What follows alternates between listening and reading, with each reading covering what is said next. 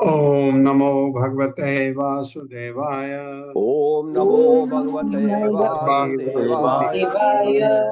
ओम नमो भगवते वासुदेवाय। ओम नमो भगवते वासुदेवाय। ओम नमो भगवते वासुदेवाय। ओम नमो भगवते वासुदेवाय। नारायणं नमस्कृत्य नारायणं नमस्कृत्य नरं चैव नरोत्तमं देवीं सरस्वतीं व्यासं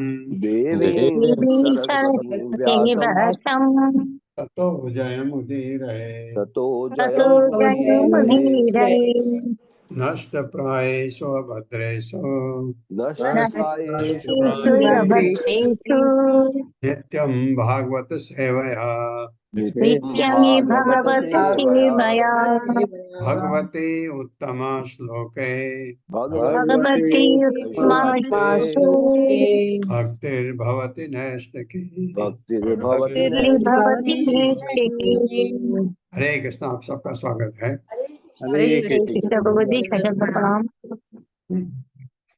पश्येद आत्मनि अधो विश्वम परे सद असतो अव्यये आत्मानं च परम ब्रह्म सर्वत्र सद असतमय। मेरे साथ पढ़िए।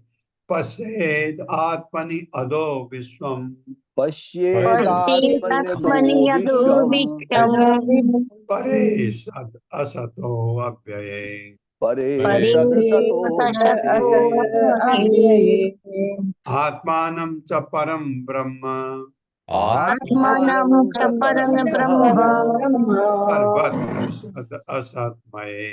सर्वत्र सततमये। शब्दार्थ है पश्चे देखे, आत्मनि परमात्मा में, अधः इस विश्वम ब्रह्मांड को, परे परे, सद असतः सृष्टि तथा सृष्टि का कारण, अव्यय अव्यय ब्रह्म में, आत्मानम स्वयं च भी, परम सर्वश्रेष्ठ ब्रह्म ब्रह्म में, सर्वत्र सभी जगह, सत असत कारण कार्य में, मय सर्वव्यापी। सन्यासी का वर्णन चल रहा है। सन्यासी को चाहिए कि, मेरे साथ पढ़िए, सन्यासी को चाहिए कि वो पर ब्रह्म को वो परब्रह्म को प्रत्येक वस्तु में प्रत्येक वस्तु में सदा व्याप्त देखने का प्रयास करे। सदा सदा व्याप्त देखने का प्रयास करे। हाँ, भगवान ने कहा मैं सब में व्याप्त हूँ, तो वो कोशिश करे हर चीज जो दिखती है उसमें कृष्ण को देखे, और ब्रह्माणु समेत और ब्रह्मांड समेत प्रत्येक वस्तु को, प्रत्येक वस्तु को जिसमें यह ब्रह्मांड भी है, जिसमें ये ब्रह्मांड भी है, ब्रह्मांड भी है, जो पर ब्रह्म पर टिका देखे। जो पर ब्रह्म पर पर ब्रह्म पर टीका देखे। हाँ, एक तो ये देखे, जो भी चीज देखे उसमें भगवान को देखे, कृष्ण को, और उसको भगवान पर टिका देखे। ये सन्यासी के लिए ये कितना अच्छी बात। सुप्ति प्रबोधयो संधौ संधव है, संधव है। सुप्ति प्रबोधयो संधौ आत्मनो गतिम आत्मदृक् पश्यन् बंधम च मोक्षम च माया मात्रम न वस्तुतः। मेरे साथ पढ़िए। सुप्ति प्रबोधयो संधौ सुप्ति युक्ति प्रबोधयो प्रबोधयो संधौ आत्मनो गतिम आत्मदृक् आत्मनो गतिमात्मदि पश्यन् बंधम च मोक्षम च बंधं च मोक्षं च माया मात्रम न वस्तुतः। मायामात्रमेण वस्तुतः। शब्दार्थ है सुप्ति अचेतावस्था में, प्रबोधय चेतनावस्था में, संधव संधि अवस्था में, आत्मना अपनी आत्मा में, गतिम गति आत्मदृक् जो आत्मा को देख सकता है, पश्यन देखने या समझने का प्रयास करते हुए, बंधन जीवन की बद्ध अवस्था च तथा मोक्षम जीवन की मुक्त अवस्था च भी, माया मात्रम मात्र मोह न नहीं वस्तुतः वास्तव में। ये वास्तविक चीज है, इसको समझे वो सन्यासी। उसे अचेतना तथा चेतना अवस्थाओं में, उसी अचेतना तथा चेतना अवस्था में, इन दोनों के बीच की अवस्था में, इन दोनों के बीच की अवस्था में अपने आप को समझने का प्रयत्न करना चाहिए, अपने आप को समझने का प्रयत्न करना चाहिए और आत्मस्थित होना चाहिए। और आत्मस्थित होना चाहिए। हाँ, जब चेतना में हो और जब अचेतन हो आप सुषुप्ति अवस्था में हैं या सोए हुए हैं, उस अवस्था में भी कोशिश करें। कैसे कोशिश करेगा? सोया है तो सोते समय कोशिश करे कि मैं आत्मा हूँ, मैं आज जो मेरी आत्मा है मैं ये हूँ, ये कोशिश करे। आत्मा में स्थित का मतलब मैं आत्मा हूँ, मैं सिर्फ आत्मा हूँ, ये सोचने का। इस प्रकार उसे यह अनुभव करना चाहिए कि ये यह अनुभव अनुभव करना चाहिए चाहिए कि जीवन की बद्ध तथा मुक्त अवस्थाएं जीवन जीवन की की बद्ध बद्ध तथा तथा मुक्त मुक्त अवस्थाएं अवस्थाएं मात्र भ्रम हैं, मात्र मात्र भ्रम है, भ्रम है, वे वास्तविक नहीं हैं। वे वास्तविक नहीं है। वास्तविक नहीं है। हाँ, जब ये समझ आ जाए को कि जहाँ हम रह रहे हैं ये वास्तविक नहीं है, ऐसे उच्च ज्ञान से उसे ऐसे उच्च ऐसे ज्ञान उच्च से ज्ञान से उसे सर्वव्यापी परम सत्य का दर्शन करना चाहिए। सर्वव्यापी परम व्यापी दर्शक परम का सत्य का दर्शन दर्शन करना करना चाहिए। हाँ, अब भगवान का स्मरण, जब ये समझ आ गया कि ये ये वास्तविक नहीं है, ये तो समझ हमको भी आता है, हमारे पिताजी थे वो भी चले गए, माँ थी वो भी चली गई, दादाजी थे वो भी चले गए, बड़े बड़े, और आस पड़ोस में देखिए फिर बड़े बड़े संतों को देखिए, बड़े बड़े जो जो भी आप समझ सकते हैं ये थे, जिनके बगैर आप सोचते थे कैसे चलेगा, सब चले गए। तो इसका मतलब ये तो वास्तविक जगत है ही नहीं। यहाँ ये समझ आने लगे तो फिर क्या करें कि भगवान अब मुझे यहाँ से निकालो, और भगवान का ध्यान करते हुए उन पर मन लगाना चाहिए। तात्पर्य माता जी। हरे कृष्ण पल्लवी माता जी। हरे कृष्ण माता जी, हरे कृष्ण प्रभु जी। तात्पर्य श्रील प्रभुपाद जी द्वारा श्रील प्रभुपाद जी की जय। अचेतना अवस्था अज्ञान, अंधकार या भौतिक जगत के अतिरिक्त कुछ भी नहीं है। चेतना अवस्था में मनुष्य जागृत रहता है। अचेतना तथा चेतना दोनों की मध्यावस्था में कोई स्थायी अस्तित्व नहीं रहता। अतः जो व्यक्ति अपने को समझने में बड़ा चढ़ा है, उसे यह समझ लेना चाहिए कि अचेतन तथा चेतन मात्र भ्रम है, क्योंकि मूलतः इनका अस्तित्व नहीं होता, केवल परम सत्य का ही अस्तित्व है, जैसा कि भगवान ने भगवद गीता 9.4 में पुष्टि की है। मया तदम इदम सर्वम जगत अव्यक्त मूर्तिना मतस्थानि सर्वभूतानि न चाहम तेषु अवस्थितः। यह समग्र ब्रह्मांड मेरे अव्यक्त रूप में मुझसे व्याप्त है। सारे जीव मुझ में हैं, किंतु मैं उनमें नहीं हूँ। प्रत्येक वस्तु कृष्ण के निराकार रूप के आधार पर विद्यमान रहती है। कृष्ण के बिना कुछ भी नहीं रह सकता। अतएव कृष्ण का श्रेष्ठ भक्त भगवान को बिना भ्रम के सर्वत्र देख सकता है। हरे कृष्ण प्रभु। ये श्लोक बहुत इंपॉर्टेंट है भगवत गीता का, क्योंकि यह समस्त ब्रह्मांड मेरे अव्यक्त रूप में मुझ में व्याप्त है।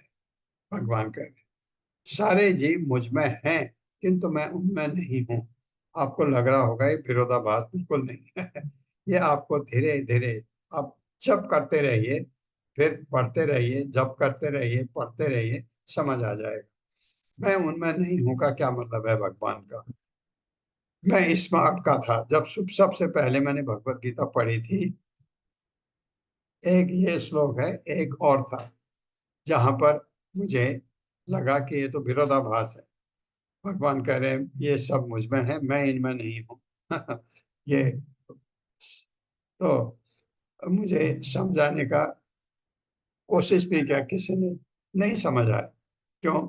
क्योंकि दिमाग बिल्कुल भौतिकतावादी कि ये करो, ये है या नहीं है, प्रत्यक्ष दिखाओ, बताओ। धीरे धीरे धीरे धीरे धीरे धीरे जब करते हुए भक्ति में आगे बढ़ने से अब मुझे इसमें कंफ्यूजन नहीं होता। ये कंफ्यूजन आपको बहुतों को हो रहा होगा, नहीं होगा, समझ आ जाएगा इसका क्या मतलब। न अभिनंदेद ध्रुवम मृत्युम अध्रुवम वा अस्य जीवितम कालम परम प्रतीक्षेत भूतानां प्रभव अप्ययम्। मेरे साथ, न अभिनंदेद ध्रुवम मृत्युम नाभिनंदे नाभिनंदे ध्रुवं ध्रुवं मृत्युम् मृत्युम् अध्रुवम वा अस्य जीवितम् ध्रुवं वा अध्रुवं वा जीवितम् जीवितम् कालम परम प्रतीक्षेत कालं कालं परमं परमतिक्षेता भूतानां प्रभव अप्ययम् भूतानं प्रभवयभयम्। शब्दार्थ है ना नहीं अभिनंदित प्रशंसा करे ध्रुवम निश्चित ध्रुव मृत्यु अध्रुवम अनिश्चित व अथवा अस्य इस शरीर की जीवितम उम्र कालम शाश्वत समय परम परम प्रतीक से अवलोकन करे भूतानाम जीवों का प्रभाव प्राकट्य अप्ययम अंतर्धान पुनः। मेरे साथ पढ़े क्योंकि भौतिक शरीर का विनाश निश्चित है। क्योंकि क्योंकि भौतिक शरीर का विनाश विनाश निश्चित निश्चित है। हाँ, लेकिन हम सोचते हैं हम मरेंगे नहीं, यही सोचते हैं। हमने देखा हमारे सारे जितने थे वो अपने रिश्तेदार हमसे बड़े सब मरे, कोई हमसे छोटे भी मरे, तो कोई आपको एग्जाम्पल नहीं दिखता जो नहीं मरा नहीं है।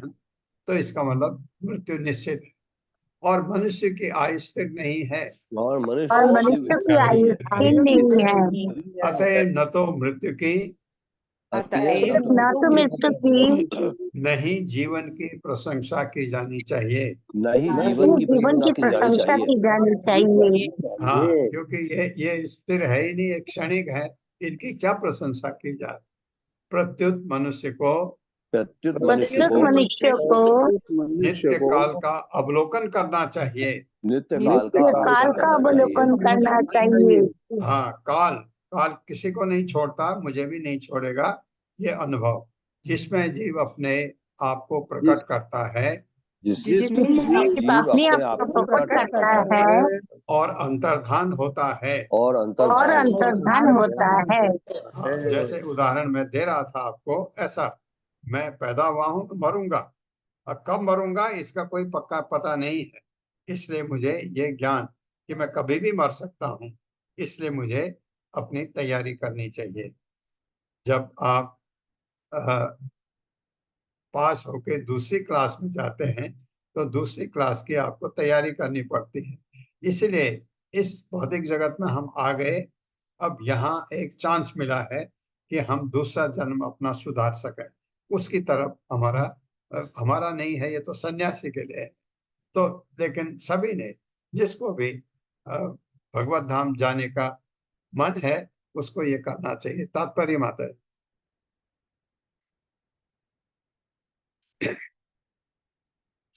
हरे कृष्णा। हरे कृष्णा। पूनम चौहान माता जी। हरे कृष्णा माता जी। हरे कृष्णा प्रभु जी। धन्यवाद। तात्पर्य श्रील प्रभुपाद जी के द्वारा श्रील प्रभुपाद जी की जय।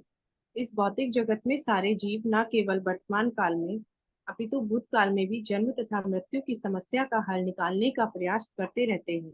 कुछ लोग मृत्यु पर बल देते हैं और प्रत्येक भौतिक वस्तु को भ्रम बताते हैं, जबकि अन्य लोग जीवन पर बल देते हैं और इसे अक्षुण तौर पर सुरक्षित रखकर यथाशक्ति भोग करना चाहते हैं। ये दोनों प्रकार के लोग मूर्ख तथा मूढ़ हैं। यह सलाह दी जाती है कि मनुष्य शाश्वत काल का अवलोकन करे, जो भौतिक शरीर के प्राकट्य तथा अंतर्धान का कारण है, और इस शाश्वत काल में जीव के बंधन को देखें। अतएव श्री भक्ति विनोद ठाकुर ने अपनी गीतावली में गाया है, अनादिकरम फले पड़ी भवार्णव जले तरिम्बारे न देखी उपाय। मनुष्य को शाश्वत काल की गतिविधियों का अवलोकन करना चाहिए, क्योंकि यही जन्म मृत्यु का कारण है। वर्तमान युग की सृष्टि के पूर्व सारे जीव काल के अधीन थे। काल के ही अंतर्गत यह भौतिक जगत उत्पन्न होता है और पुनः विनष्ट हो जाता है। भूत्वा प्रलीयते। काल के वशीभूत होकर जीव जन्म जन्मांतर प्रकट होते तथा मरते हैं। यह काल भगवान की निराकार अभिव्यक्ति है, जो प्रकृति द्वारा बद्ध जीवों को भगवान की शरण में जाकर उससे उबरने का अवसर प्रदान करता है। हरे कृष्ण। हरे कृष्ण। ये काल किसी को नहीं छोड़ता, तो ये काल पसंद नहीं है हमको, क्योंकि ये जो कल गया, मैं चाहूँ वो थोड़ा 2 घंटे वापस आ जाए, नहीं आ सकता। 2 घंटे छोड़िए, आप 1 सेकंड भी वापस नहीं आ सकता। जो गया गया। ये काल इतना खतरनाक है, किसी को नहीं छोड़ता, और न हम इसको इस पर कोई हमारा कंट्रोल है। ये है क्या काल? ये भगवान का एक रूप है। कहाँ? भौतिक जगत में जहां हम रहते हैं। काल यहाँ है, वैकुंठ में नहीं है काल, वहां काल होता ही नहीं। ये यहाँ हमारे भौतिक जगत के लिए है काल। ये कभी कभी बड़ा काम का भी है और कभी कभी ज्यादातर ये खतरनाक है। काम का कब है आप देखते हैं, भौतिक जगत की बात कर रहा हूं। हमारा कोई सगा कम उम्र में चला जाए, कितना असह्य दर्द आपको होता है ये हम समझते हैं। और लेकिन उस समय क्या लगता है कि अब कैसे चलेगा, लेकिन काल धीरे धीरे धीरे धीरे धीरे धीरे बुलाता जाता है। आप जैसे किसी का कोई जवान बेटा मर गया या छोटा बेटा, छोटा था जवान बेटा मर गया, तो उस माँ के बाप के लिए वो दर्द बहुत असह्य होता है। 1 साल के बाद थोड़ा चेंज, 2 साल के बाद और परिवर्तन, 5 साल के बाद उनको याद भी नहीं है उनका बेटा मरा था। ऐसा होता है, बिल्कुल होता है। 10 साल के बाद वो बेटे की तो बात ही नहीं आती। 20 साल के बाद बिल्कुल ही भूल गए। ये काल काल करवाता है। काल ऐसा जबरदस्त हीलर है। समय जिसे हम कहते हैं ना, समय ऐसा है, बहुत बलवान है, कहते हैं बलवान है काल। आपको उस चीज को भुला देता है कि ऐसा नहीं, उस समय तो लगता नहीं कि ऐसा हो पाएगा, होता है। तो ये काल भौतिक जगत में काम काम भी आता है। ये बहुत जबरदस्त काम आता है। जब हम पर कोई विपत्ति आती है, उस समय बहुत खराब समय आता है, उसके बाद ये काल आपको मदद करता है उस चीज को भूलने के लिए। लेकिन अदरवाइज ये काल आपको छोड़ता नहीं, आपको भी ले जाएगा पक्का, 100%। किसी को नहीं छोड़ा, हमको भी ले जाएगा। तो इस काल से मुक्ति पाना हमारा, तो कहाँ कैसे मुक्ति पा सकते हैं? भगवत धाम जा करके। इसलिए भक्ति करनी है। तो सन्यासी को ये चीज बहुत अच्छी तरह से ध्यान में रखते हुए भगवान में अपने को स्थिर करना है, उनके चरण कमलों। न असत शास्त्रेषु सज्जेत, न उपजीवेत जीविकाम, वाद वादांश त्यजेत तर्कान। त्यजेत में भी तो आया, तर्कान में भी तो आया, क्योंकि वहां डबल है, इसलिए वाद वादान त्यजेत तर्कान, पक्षम कंचन संशयेत। मेरे साथ, न असत शास्त्रेषु सज्जेत, न सत्शास्त्रेषु सज्जेत सज्जेत, न उपजीवेत जीविकाम, नोपजीवेत जीविकाम्। वाद वादांश त्यजेत तर्कान, वाद वादांश त्यजेत तर्कान्, पक्षम कंचन संशयेत। पक्षं पक्षं कंचन कंचन संशयेत्। संशयेत्। शब्दार्थ है ना नहीं असत शास्त्रेषु, समाचार पत्र उपन्यास नाटक कल्पित कथा जैसे साहित्य, सचेत पढ़े या आसक्त हो, मतलब नहीं आसक्त हो इन चीजों के लिए। न तो उपजीवित रहने का प्रयास करे, जीविकाम किसी व्यावसायिक साहित्यिक वृत्तिपरक कार्य में, वाद वादान दर्शन के विविध पक्षों तथा वृथा के तर्क वितर्क में पड़े, त्यजेत छोड़ दे इन चीजों को, तर्कान तर्कों को, पक्षम पक्ष दल, कंच कोई न नहीं, संशय शरण ग्रहण करे। सन्यासी के लिए क्या बताया है? और समय का, मेरे साथ पढ़े, समय का व्यर्थ अव्यय कराने वाले, समय का व्यर्थ अपव्यय कराने वाले, अर्थात आध्यात्मिक लाभ से विहीन, अर्थात आध्यात्मिक लाभ से विहीन साहित्य का तिरस्कार करना चाहिए। साहित्य का साहित्य का तिरस्कार करना चाहिए। हाँ, आपको कोई कहता है बहुत अच्छी किताब है, बड़ी अच्छी चीज लिखी है, बड़ी अच्छी कहानी है ना, आपको क्यों मन करेगा उसमें? जब भागवतम आपके पास है, भगवत गीता है, उस तरफ नहीं। ये तो हमारी बात नहीं है, ये तो सन्यासी की बात कही है। बिल्कुल इसका तिरस्कार अपने आप ही हो जाता है। हमको हो गया है, हमको हो गया है कि ये जो साहित्य है, यहाँ तक कि अखबार, मेरे हमारे घर में अखबार आता ही नहीं। क्यों? क्योंकि आता था पहले, पढ़ते थे रोज, बाद में पढ़ना धीरे धीरे धीरे धीरे धीरे, अखबार आता था, पढ़ते नहीं थे, तो फिर सोचा खरीदे क्यों, नहीं खरीदा। फिर आपके टेलीविजन टेलीविजन भी धीरे धीरे बेकार लगने लगा। टेलीविजन में बहुत सारी चीजें बड़ी अट्रैक्टिव लगती थी पहले। कोई शो आता बड़ा अच्छा लगता था, कोई मैच आता था अच्छा लगता था। अब वो बिल्कुल तुच्छ लगता है, क्योंकि वो वो अच्छा नहीं लगता बाद में, जब आप भक्ति में आगे बढ़ते हैं। ये चीजें, मैं अपने को बड़ा हुआ नहीं कह रहा हूँ, गलती से भी मत ये सोचिए, लेकिन भक्ति करते करते आपको भौतिक चीजों से लगाव इन चीजों से नहीं होता, तो ये चीजें छूट जाती हैं। हमारे लिए, सन्यासी के लिए तो बात क्या कहनी। फिर मेरे साथ पढ़े, न तो कोई अपनी जीविका कमाने के लिए, ना तो कोई ना अपना तो कोई अपनी जीविका कमाने के लिए के लिए वृत्तिपरक शिक्षक बने। वृत्तिपरक शिक्षक बने। शिक्षक बने। हाँ, क्योंकि उसको तो आध्यात्मिक साहित्य का पूरा ज्ञान है। जो सन्यासी है वो वृत्तिपरक, मतलब कमाने के लिए, जीविका कमाने के लिए शिक्षक नहीं बने। शिक्षा दे, उस पर ज्ञान बहुत है, लेकिन उससे उसको आमदनी हो जाए इस वजह से न वाद विवाद में भाग ले। न वाद न विवाद बात में भी भाग बाद ले। में आगे। हाँ, कई बार बात हो रही, ये ठीक है, ये ठीक नहीं है, ये आध्यात्मिक है, ये भौतिक है, बिल्कुल नहीं। नहीं वह किसी कारण या पक्ष की शरण ले। नहीं वो किसी नहीं कारण वो या किसी पक्ष कारण या पक्ष शरण ले। कितनी अच्छी बात है। आपको पता है ये सच बोल रहा है, ये गलत बोल रहा है, नहीं, पक्ष किसी का नहीं लेना, क्योंकि इन चीजों में उससे फंसना ही नहीं। सन्यासी नहीं। तात्पर्य माता जी। हरे कृष्णा। ललिता देवी दास माता जी। हरे कृष्णा माता जी। दंडवत प्रणाम माता जी। प्रभु जी दंडवत प्रणाम। शिला प्रभुपाद जी की जय। तात्पर्य शिला प्रभुपाद जी के द्वारा आध्यात्मिक ज्ञान में प्रगति करने के इच्छुक व्यक्ति को अत्यंत सावधान रहना चाहिए कि वह सामान्य साहित्य पढ़ने से बचे। यह संसार ऐसे सामान्य साहित्य से भरा पड़ा है जो व्यर्थ में मन को क्षुब्ध करने वाला होता है। ऐसा साहित्य हमसे समाचार पत्र, नाटक, उपन्यास तथा पत्रिकाएं संबंधित हैं, वास्तव में आध्यात्मिक ज्ञान में उन्नति के लिए नहीं है। ऐसे तो कौवे का क्रीड़ा स्थल तद्वायंस तीर्थम कहा गया है। आध्यात्मिक ज्ञान में प्रगति करने वाले को ऐसे साहित्य का तिरस्कार करना चाहिए।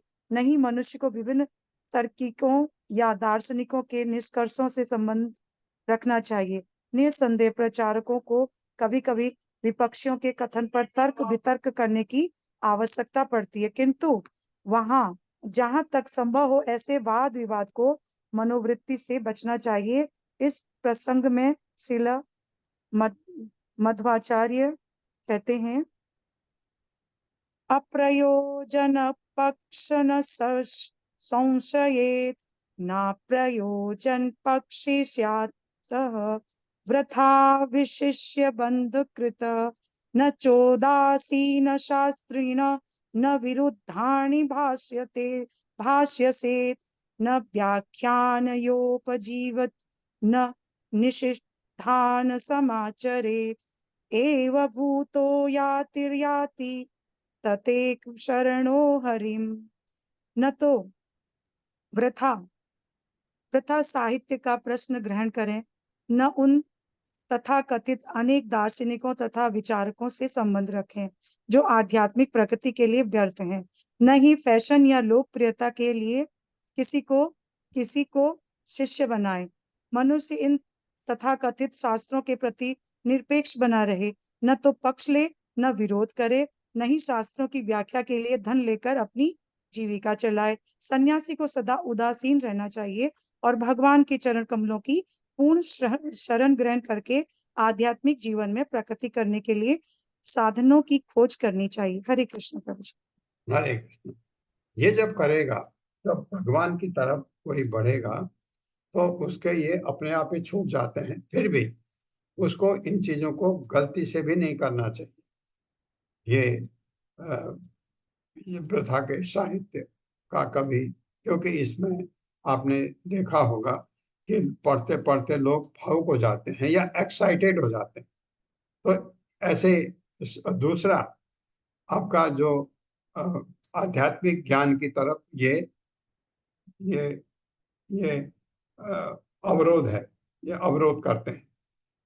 एक चीज और बताता हूँ जिसमें माताएं बहुत ज्यादा जुड़ी रहती हैं, वो है टेलीविजन में सीरियल। सीरियल से इतनी जुड़ी रहती हैं माताएं कि वो भागवतम छोड़ सकती हैं लेकिन सीरियल नहीं छोड़ सकती। वो आपको वो सर्वनाश की तरफ ले जाती हैं, कभी भी नहीं। अगर आप भागवत सुनते हैं, भागवत पढ़ते हैं, भगवत गीता सुनते हैं, भगवत गीता पढ़ते हैं, कृपया उन चीजों से दूर रहिए, क्योंकि वो आपको उस तरफ खींच रहा है, कहाँ, भौतिकता की तरफ। और फिर उसमें एक के तरफ दूसरे के तरफ कोई अच्छा कोई बुरा नहीं चाहिए। वो ज्ञान जो सीरियल की तरफ, मैं इसलिए कह रहा हूँ कि माताएं बहुत ज्यादा जुड़ी रहती, उसने वो सीरियल बिल्कुल नहीं। टेलीविजन देखना, कभी आपने समाचार सुनना है तो ठीक है, वो तब भी ठीक है। इतना जरूरी नहीं कि घर वाले बता देंगे क्या हो रहा है, तो वो जरूरी नहीं है, उससे अपने को बचाना चाहिए। ये इसके अलावा कह रहा हूँ, ये तो सन्यासी के लिए है, और सन्यासी नहीं भी हैं तो भी जो भक्ति की तरफ आगे बढ़ते हैं उनके लिए ये चीजें बिल्कुल बिल्कुल अवरोधक है। न शिष्यान् अनुबध्नीत ग्रंथान एव अभ्यसेत् बहून् न व्याख्याम् उपयुञ्जीत न आरंभान् आरभेत क्वचित्। मेरे साथ, न शिष्यान् अनुबध्नीत न शिष्यान् शिष्यानुबन्धीत ग्रंथान् एव अभ्यसेत् बहून् ग्रन्थान्नायेव ग्रन्थान्नायेवाभ्यसेत् बहुन् न व्याख्याम् उपयुञ्जीत न न व्याख्यामुपयुञ्जीत व्याख्यामुपयुञ्जीत न आरंभान् आरभेत क्वचित्। न आरम्भानारभेत् आरम्भानरभेत् क्वचित्। शब्दार्थ, न नहीं शिष्यों को अनुबंधित भौतिक लाभ के लिए प्रेरित करे, ग्रंथान व्यर्थ का साहित्य न नहीं, एवं निश्चय निश्चय ही अभ्यसेत समझने या अनुशीलन करने का प्रयास करे, बहुन अनेक, न नहीं व्याख्यान को उपयुंजित जीविका का साधन बनाए, न तो आरंभान अनावश्यक ऐश्वर्य आरभेद बढ़ाने का यत्न करे, क्वचित कभी भी। सन्यासी को चाहिए कि सन्यासी को चाहिए कि वह न तो अनेक शिष्य एकत्र करने के लिए वह न वो तो अनेक अनेक शिष्य एकत्र एकत्र करने के करने लिए के लिए भौतिक लाभों का प्रलोभन दे, भौतिक लाभों का प्रलोभन दे, न व्यर्थ ही न व्यर्थ ही अनेक पुस्तकें पढ़े, अनेक अनेक पुस्तकें पढ़े, पुस्तकें पढ़े, न जीविका के साधन के रूप में व्याख्यान दे, न जीविका के साधन जीविका के के रूप में साधन व्याख्यान के दे, रूप में, न व्यर्थ ही भौतिक ऐश्वर्य बढ़ाने का न व्यर्थ न ही व्यर्थ के बढ़ाने का भौतिक ऐश्वर्य को बढ़ाने का कभी कोई प्रयास करे। कभी कोई प्रयास करे। तात्पर्य माता जी। कृष्णा अनीता माता जी, अनीता श्रीवास्तव माता जी, हरे कृष्ण। पढ़िए माता जी। हरे कृष्ण। प्रभुपाद की जय हो। प्रभुपाद द्वारा सामान्यतः तथा कथित स्वामी तथा योगी लोगों को भौतिक लाभों का प्रलोभन देकर शिष्य बनाते हैं। ऐसे अनेक तथा कथित गुरु हैं जो लोगों के अच्छा करने या सोना बनाकर भौतिक स्तर को बढ़ाने का वादा करके शिष्यों को आकर्षित करते हैं। ये रुपए पैसे वाले प्रलोभन अल्पज्ञ व्यक्तियों के लिए होते हैं। सन्यासी को ऐसे भौतिक प्रलोभनों द्वारा शिष्य बनाना वर्जित है। कभी कभी सन्यासी अनेक मंदिर तथा मठ बनवाकर भौतिक ऐश्वर्य में फंस जाते हैं, लेकिन वास्तव में ऐसे प्रयासों से बचना चाहिए। मंदिरों तथा मठों का निर्माण आध्यात्मिक चेतना या कृष्ण भावनामृत का प्रचार करने हेतु किया जाना चाहिए, न कि ऐसे लोगों के लिए निःशुल्क होटलों की व्यवस्था करने हेतु जो भौतिक या आध्यात्मिक कार्यों में उपयोगी नहीं होते। मंदिरों तथा मठों को संघी व्यक्तियों के निकम्मे समूह की सीमाओं से दूर रखना चाहिए। कृष्णा भावनामृत आंदोलन में हम उस प्रत्येक व्यक्ति का स्वागत करते हैं जो आंदोलन के नियामक सिद्धांतों को पालन करने हेतु तैयार हो जाता है। अयोध्य मैथुन न करना, नशा न करना, मांस न खाना तथा जुआ न खेलना, मंदिरों तथा मठों में अनावश्यक व्यक्ति आलसी व्यक्तियों की भीड़ करने की अनुमति बिल्कुल नहीं दी जानी चाहिए। इसका उपयोग केवल उन भक्तों के लिए होना चाहिए जो कृष्ण भावनामृत में आध्यात्मिक प्रगति करने हेतु गंभीर हैं। श्री विश्वनाथ चक्रवर्ती ठाकुर ने आरंभन शब्द का अर्थ मठादि व्यापारण लगाया है, जिसका अर्थ है मंदिर तथा मठ बनाने का प्रयास। सन्यासी का प्रधान कार्य तो कृष्ण भावनामृत का प्रचार करना है, किंतु यदि भगवत कृपा से सुविधाएं उपलब्ध हो तो कृष्ण भावनामृत के गंभीर छात्रों को आश्रय देने हेतु मंदिर तथा मठों का निर्माण करा सकता है, अन्यथा ऐसे मंदिरों तथा मठों की कोई आवश्यकता नहीं है। हरे कृष्णा प्रभु जी, माता जी दंडवत प्रणाम। हरे कृष्ण, बिल्कुल सही बात है। अगर आपके पास कोई जगह है जहां पर लोग आ सकते हैं, जहां पर आप लोगों को ये ज्ञान दे सकते हैं, तो मंदिर मठ की जरूरत नहीं होती। मंदिर की जरूरत मठ की किस लिए होती है? क्योंकि आपको एक तो रहने के लिए जगह चाहिए। अगर आपको ये सुविधा है और ऐसी जगह आपके पास है जहां पर लोग आपसे मिलने आ सकते हैं, जहां पर आप लोगों को प्रवचन दे सकते हैं, और जहां से आप ये प्रभुपाद के जो साहित्य है आध्यात्मिक, भगवत गीता, भागवतम, इसका आप वितरण कर सकते हैं, ये है तो मंदिर का जरूरत नहीं है। बिल्कुल सही बात है। क्योंकि मंदिर बनाने में आपका इतना तकलीफ होती है, इतना आपकी एनर्जी जाती है, समय जाता है, उस समय को आप ये कृष्ण भावनामृत के का प्रचार करने में लगा सकते हैं, लोगों तक पहुंच सकते हैं। इसलिए, लेकिन आपको रहने को जगह चाहिए, नहीं है तो मंदिर अवश्य चाहिए। लोग आपसे मिलने आए, कहाँ पर आए? जगह चाहिए। अगर जगह आपको मिल गई तो उस वजह से मंदिर का निर्माण इस वजह से जरूरी होता है, जहां पर आप भगवान की सुबह शाम पूजा कर सकें और लोग भगवान के दर्शन करने आए और उनको अध्यात्म का ज्ञान मिले। कोई उनको डाउट हो, कुछ हो, पूछने के लिए आपको कहाँ मिला है आपसे, उसकी एक जगह चाहिए। इसलिए मंदिर की आवश्यकता पड़ती है। नयते आश्रमः प्रायो धर्म हेतु महात्मनः शान्तस्य समचित्तस्य बिभ्रयाद् उत वा त्यजेत्। मेरे साथ, नयते आश्रमः प्रायो नयते नयतेनाश्रमः प्रायो धर्म हेतु महात्मनः धर्मो हेतुर्महात्मनः शान्तस्य समचित्तस्य शान्तश्च समचित्तस्य बिभ्रयाद् उत वा त्यजेत्। शब्दार्थ है ना नहीं यते सन्यासी का आश्रम प्रतीकात्मक वेश, दंड तथा कमंडलु प्रायः लगभग सदैव धर्म हेतु आध्यात्मिक जीवन में प्रकृति का कारण, महाआत्मना जो वास्तव में महान है, शांत से जो शांत है, समचित्त से समदर्शी का, विभ्रयात ऐसे प्रतीक स्वीकार कर ले, उद निसंदेह व अथवा त्यजे त्याग दे। मेरे साथ, ऐसे शांत समदर्शी व्यक्ति को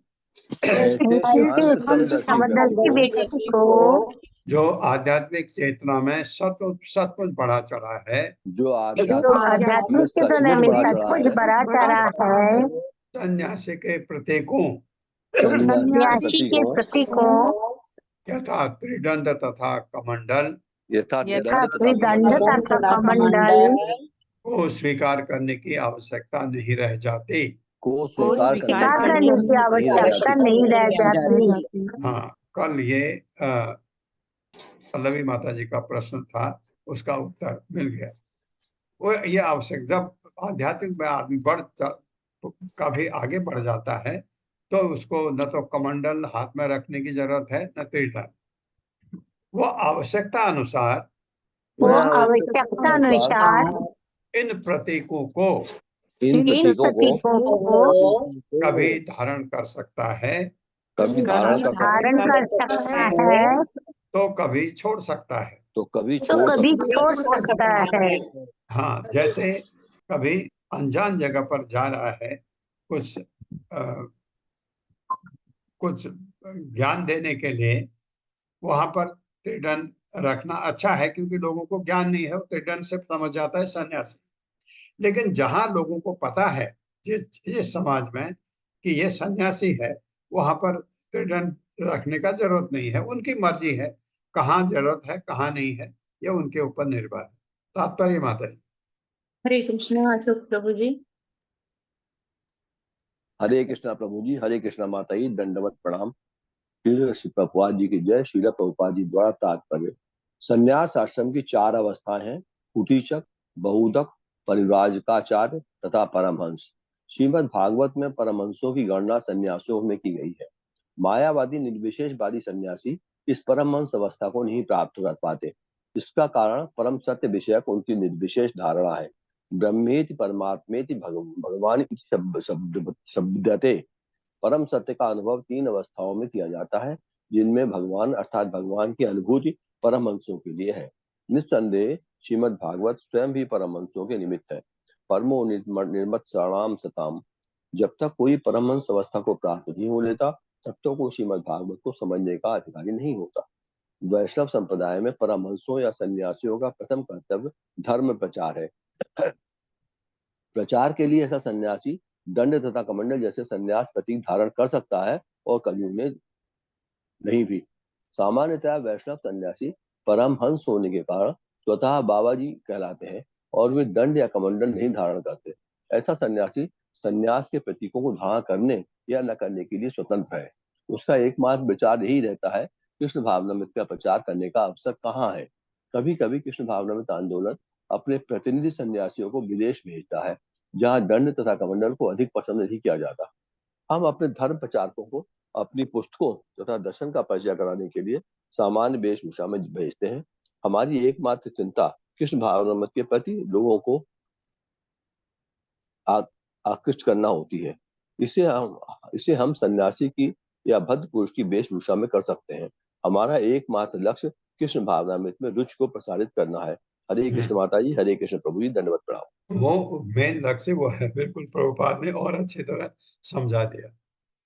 अव्यक्त लिंगो व्यक्त अर्थो मनी से उन्मत्त बालवत कभी मूक वदात वद आत्मानम कभी मूक वद आत्मानम स दृष्टा दर्शये दृढ़ाम। मेरे साथ। अव्यक्त लिंगो व्यक्त अर्थो अव्यक्त लिंग व्यक्तार्थो मनी से उन्मत्त बालवत मनुष्योन्मत्त बलवान कभी मूक वद आत्मानम कभी मुख बतात्मान अदृष्टा दर्शये दृढ़ाम।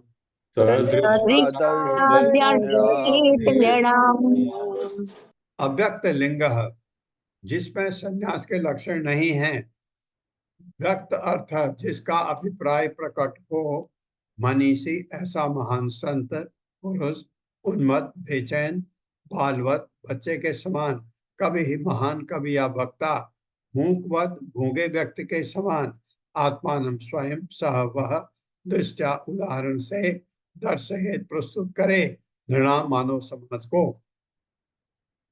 मेरे साथ पढ़िए। साधु पुरुष भले ही साधु पुरुष भले ही मानव समाज के समक्ष मानव समाज के समक्ष अपने आप को प्रकट न करे, अपने अपने आप को प्रकट न आप करे, किंतु उसके आचरण से किंतु उसके आचरण से उसका उद्देश्य प्रकट हो जाता है। उसका उसका उद्देश्य उद्देश्य प्रकट हो जाता है। उसे मानव समाज के समक्ष उसे उसे मानव समाज के समक्ष अपने को एक चंचल बालक की भांति प्रस्तुत करना चाहिए।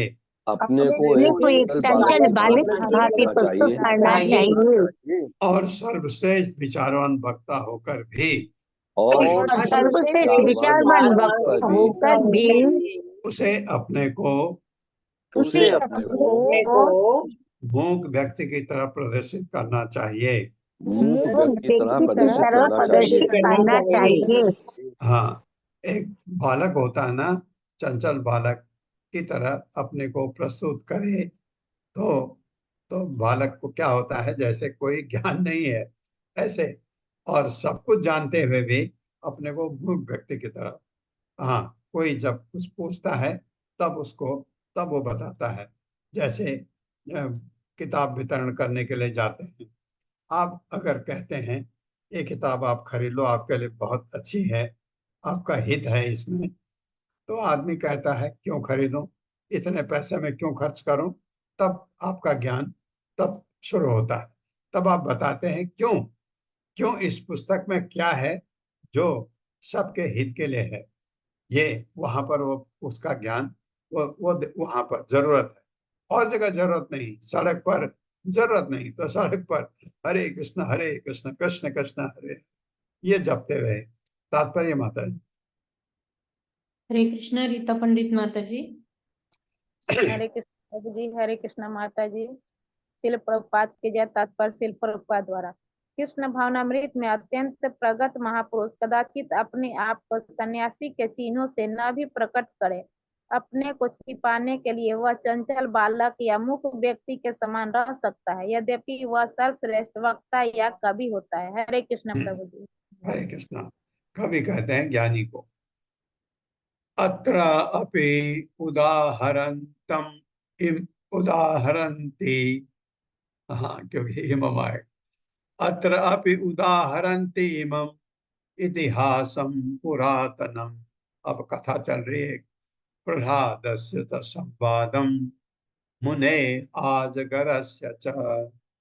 मेरे साथ, अत्र अपि उदाहरन्ति इमम अत्रापि अत्रापि उदाहरन्तीमम् उदाहरन्तीमम् इतिहासं पुरातनम इतिहासं पुरातनम् प्रह्लादस्य च संवादम प्रह्लादस्य च प्रह्लादस्य संवादम् संवादम् मुने आजगरस्य च। नीराजागरस्य च। शब्दार्थ है अत्र, यहाँ पर अपि, यद्यपि सामान्य लोगों के समक्ष प्रकट नहीं होता, उदाहरणति विद्वान साधु उदाहरण देते हैं, इमम इस इतिहासम ऐतिहासिक घटना को, इस घटना का उदाहरण देते हैं। ये कथा आपको भी सुनने को मिलती है। पुरातनम अत्यंत प्राचीन, प्रह्लाद से प्रह्लाद महाराज की च भी संवादम वार्तालाप, मुनि महान संत पुरुष का अजगर से, अजगर की वृत्ति धारण के च भी। क्या वृत्ति होती है अजगर की? एक ही जगह लेटा रहता है, खाना मिल गया सामने कोई आया चपट लिया, नहीं मिला सोया रहा, अजगर की ये वृत्ति। ऐसा बहुत मुनि, ऐसे भी योगी होते हैं। मेरे साथ पढ़िए, इसके ऐतिहासिक उदाहरण के रूप में ऐतिहासिक उदाहरण के रूप में विद्वान मुनिजन विद्वान मुनिजन एक प्राचीन वार्तालाप की कथा सुनाते हैं, एक प्राचीन वार्तालाप की कथा सुनाते हैं, जो प्रह्लाद महाराज तथा जो जो प्रह्लाद महाराज तथा अजगर वृत्ति धारण किए अजगर वृत्ति धारण किए एक महामुनि के मध्य हुआ था। एक महामुनि के मध्य हुआ था। हाँ, तात्पर्य माता जी। हरे कृष्णा सुषमा बत्रा माता जी। हरे कृष्ण माता जी। प्रभु जी हरे कृष्णा, दंडवत प्रणाम। हरे फिर कृष्ण। प्रभुपाद जी की जय। तात्पर्य प्रभुपाद जी के द्वारा प्रहलाद महाराज की भेंट जिस मुनि से हुई थी उसने अजगर वृत्ति धारण कर रखी थी। अजगर वर्षों तक एक ही स्थान पर रहा करता है और कहीं नहीं जाता है, और जो कुछ स्वतः मिल जाता है वही खाता है। प्रहलाद महाराज अपने पार्षदों सहित इस महामुनि से मिले और उनसे इस प्रकार बोले। हरे कृष्ण प्रभु जी। हरे कृष्ण माता जी। धन्यवाद माता जी। ये कथा सुनने को हमको भी मिलती है। तम शयानम धरा उपस्थे कावेर्याम संयम सानुनि रजः वलयः तनु देशः निगूढ़ अमल तेजसम ददर्श लोकान् विचरन् लोक तत्व विवित्सया वृत्तो अमातेः कतिपये प्रहलादो भगवत प्रियः। मेरे साथ पढ़िए। तम शयानम धरा उपस्थे तम शयनं धरायुपस्थे कावेर्यां शय्यसानुनि वीरामितः शय्यसानुनि रजः वलयः तनुदेशः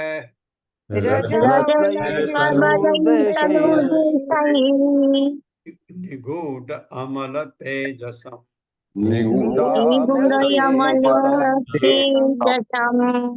ददर्श लोकान् विचरन्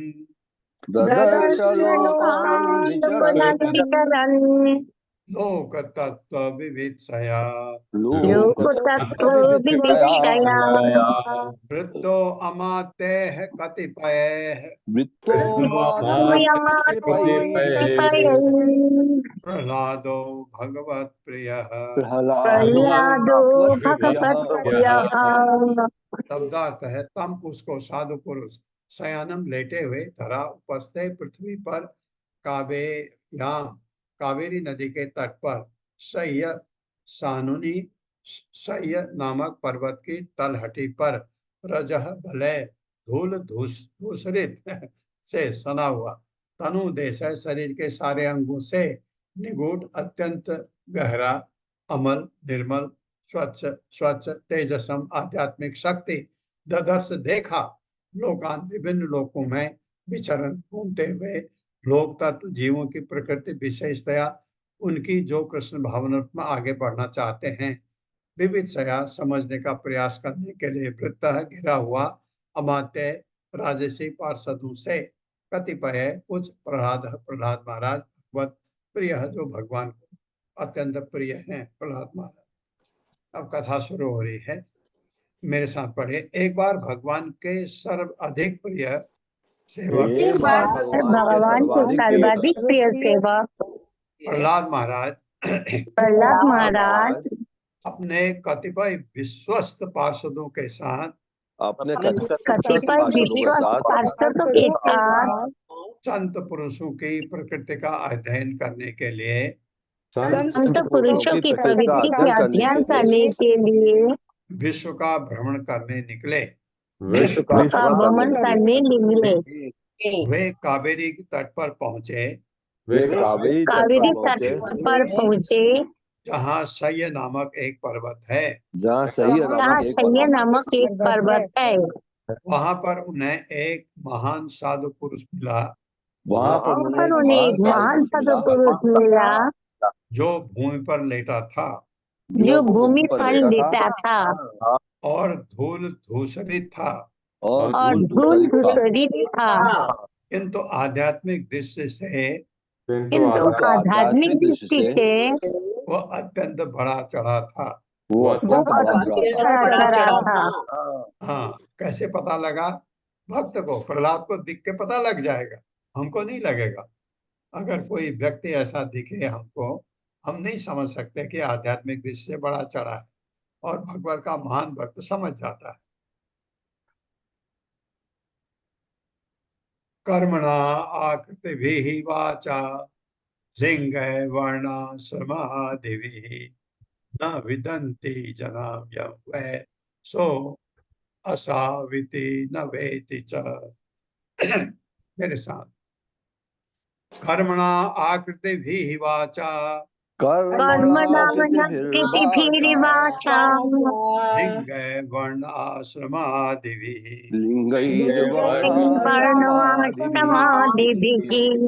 न विदन्ति जनां यं वै तो असाविति न वेति च।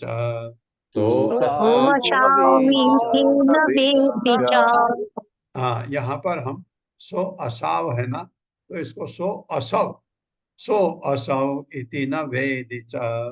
सो असौ हाँ, ये पढ़ा जा सकता है।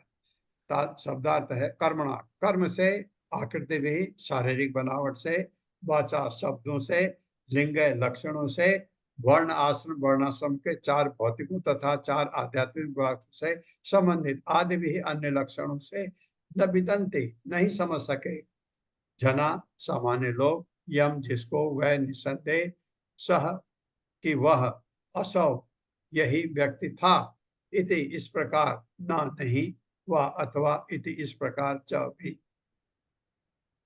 मेरे साथ पढ़िए। लोग न तो उस साधु पुरुष के लोग न तो साधु पुरुष के कर्मों से, न शारीरिक लक्षणों से, न शारीरिक लक्षण के, न उसके शब्दों से, न उसके शब्दों से, न उसके वर्णाश्रम धर्म के लक्षणों से, न वर्णाश्रम धर्म के लक्षण से यह समझ पाए कि ये समझ पाए कि यह वही पुरुष है, ये वही पुरुष है जिसे वे जानते थे, जिसे वे जानते थे। तात्पर्य माता जी। हरे कृष्णा। सुशील गुप्ता प्रभु जी। हरे कृष्णा प्रभु जी। माता जी दंडवत प्रणाम। तात्पर्य श्री प्रभुपाद द्वारा सुप्रपाठ की गई। सही पर्वत की घाटी में कावेरी नदी के तट पर रहने वाले उस स्थान के निवासी ये नहीं समझ पाए कि वो साधु पुरुष वही है जिसे वे जानते थे। इसलिए कहा गया है, वैष्णवेव क्रिया मुद्रा विज्ञे न भुई भुजय। उस उच्च कोटि का वैष्णव इस प्रकार रहता है कि कोई ये न समझ सके कि वो क्या है या क्या था। वैष्णव के भूतकाल को समझने के लिए की कोशिश नहीं करनी चाहिए। वैष्णव के भूतकाल को भी समझने की कोशिश नहीं करनी चाहिए। भक्त प्रहलाद महाराज ने इस संत पुरुष के विगत जीवन के विषय में पूछताछ किए बिना तुरंत ही उसे सादर नमस्कार किया। हरे कृष्ण। बिना पूछे गए सादर नमस्कार किया। तम नत्वा अभ्यर्च विधिवत पादयो शिरसा स्पृशन विदित्सु इदं प्राक्सीन महाभागवतो असुरः। मेरे साथ पढ़िए। तम नत्वा अभ्यचर्य विधिवत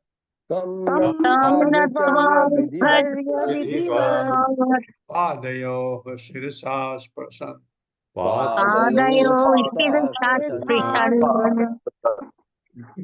विवित्सुः इदं प्राक्सीन।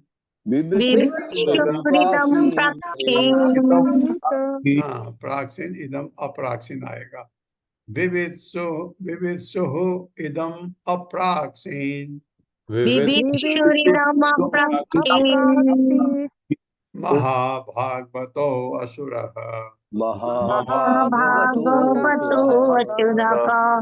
महाभागवतो असुर प्रहलाद महाराज के लिए महाभागवत है, लेकिन असुर कुल के हैं, इसलिए शब्दार्थ तम उसको साधु पुरुष को नत्वा प्रणाम करके, अभ्यर्च तथा पूजा करके, विधिवत शिष्टाचार के नियमानुसार पादयो साधु पुरुष के चरण कमलों को शीर्षा सिर के बल स्पर्शन स्पर्श करते हुए विवित्सु उसके विषय में जानने के इच्छुक इदम यह अप्राक्षित पूछा महाभागवत भगवान के महान भक्त ने यानी प्रहलाद महाराज ने असुर यद्यपि असुर कुल में उत्पन्न।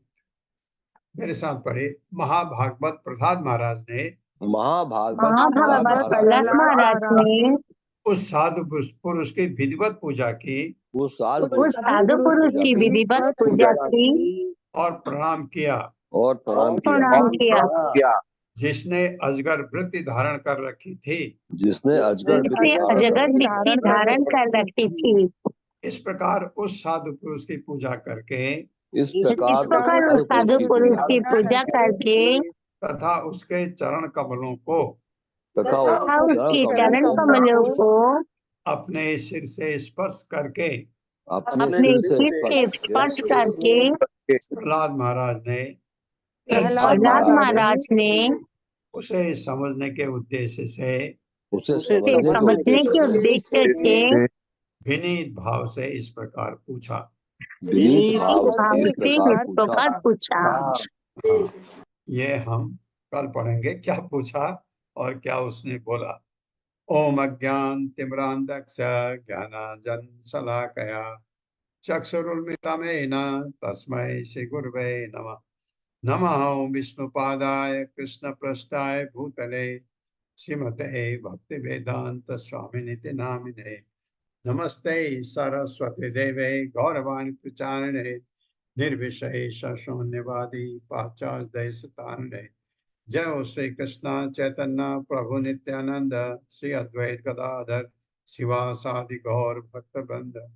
हरे कृष्णा कृष्ण कृष्णा हरे हरे, हरे राम राम राम हरे हरे।